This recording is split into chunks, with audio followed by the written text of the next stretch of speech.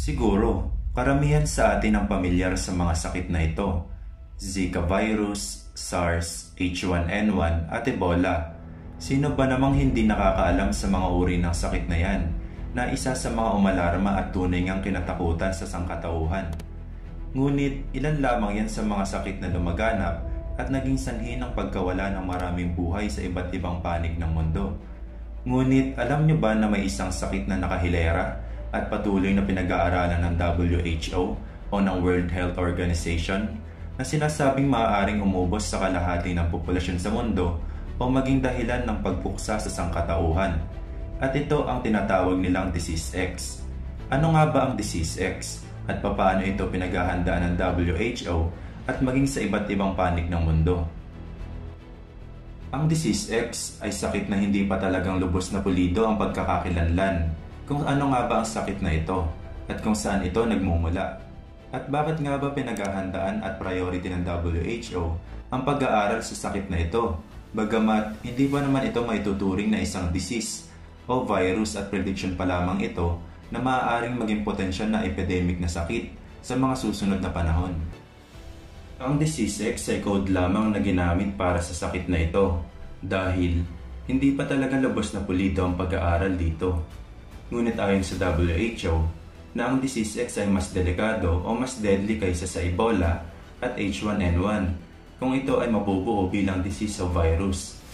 Inahalin tulad din sa mga ilang pag-aaral na ang Disease X ay ang magiging modern version ng 1918 influenza pandemic o mas kilala sa tawag na Spanish flu, ang pinakauna sa listahan ng pinaka-worst deadly pandemic disease in history, na tumala lang naman ng 500 million infected people, 5 beses lang naman yan ang populasyon ng Pilipinas sa loob lamang ng isang taon, na may mortality rate na 10 to 20% o 20 to 50 million ang binabawian ng buhay sa loob lamang ng 25 weeks simula nang lumaganap ito.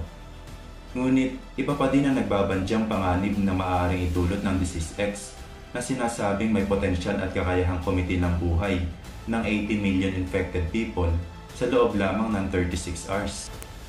Ayon sa mga ilang pag-aaral, ang mga posibleng dahilan para mabuo ang Disease X ay ang mga potential pathogen gaya ng viruses, bacteria, fungi at mga parasites gaya ng bulate. At isinama na din sa bilang ng listahan ang terror attack. Hindi ito imposibleng mangyari ayon sa mga eksperto, kaya isinama nila ito sa posibleng dahilan sa paglaganap ng Disease X. Dahil nga sa napaka-advanced na ng teknolohiya ngayon para gamitin ito sa kasamaan. Bakit nga ba isinama ng WHO ang Disease X sa listahan ng mga most prioritized disease, gayong hindi pa naman ito ganap na sakit? Ayon sa WHO, ito ay paghahanda lamang sa nagbabadyang panganib na posibleng mangyari kapag nabuo ang Disease X. Patulad na din ito sa nangyari sa SARS, Ebola at Zika virus. Ayon din sa WHO na misyon nila na lagyan ng pangalan o code ang posibleng mabuong sakit para mapag-aralan ng mas maaga at mabigyan ng posibleng solusyon upang mapigilan ang sakit na maaaring mabuo bago pa man ito dumapos sa tao.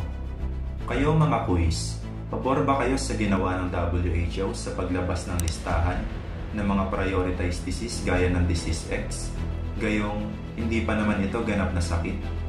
O tama lamang ang ginawa nila bilang paghahanda sa posibleng masamang dulot na hatid nito sa buhay ng maraming tao sa mga susunod na panahon?